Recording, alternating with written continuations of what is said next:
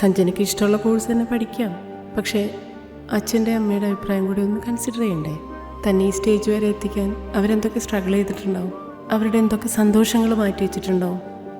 അങ്ങനെ നോക്കിയാൽ അവർക്ക് വേണ്ടി ഞാനും ഒരുപാട് കാര്യങ്ങൾ ചെയ്യാൻ നോക്കിയിട്ടില്ലേ? ഇതിപ്പോൾ അവരാണോ ഞാനാണോ ഏറ്റവും കൂടുതൽ സാക്രിഫൈസ് ചെയ്തിട്ടുള്ളതെന്ന് കണക്കെടുത്തിട്ട് വല്ല കാര്യമുണ്ടോ? അൾട്ടിമേറ്റ്ലി എൻ്റെ ഹാപ്പിനെസ് എന്താണോ അത് നോക്കിയിട്ടില്ലേ ഞാൻ ജീവിക്കേണ്ടത്. സഞ്ജന പറയുന്നതൊക്കെ ശരിയാ. പക്ഷെ ഇത്രയും വലിയൊരു തീരുമാനം എടുക്കുമ്പോൾ ശരിക്കും ആലോചിച്ചിട്ട് വേണ്ട ചെയ്യാൻ. മാത്രമല്ല 4 മാസം കൂടെ പഠിച്ചു കഴിഞ്ഞാൽ തന്നെ ടെസ്റ്റ് പാസ്സാകും. അത് ഞങ്ങൾക്ക് ഉറപ്പുണ്ട്. മിസ്സേ, യാതൊരു സാറ്റിസ്ഫാക്ഷനും കിട്ടാത്തൊരു ജോബ് ചെയ്തിട്ട് വല്ല കാര്യമുണ്ടോ? കുറച്ച് സാക്രിഫൈസ് ചെയ്തിട്ടാണെങ്കിലും എനിക്കിഷ്ടമുള്ള ജോലിയല്ലേ ഞാൻ ചെയ്യേണ്ടത്.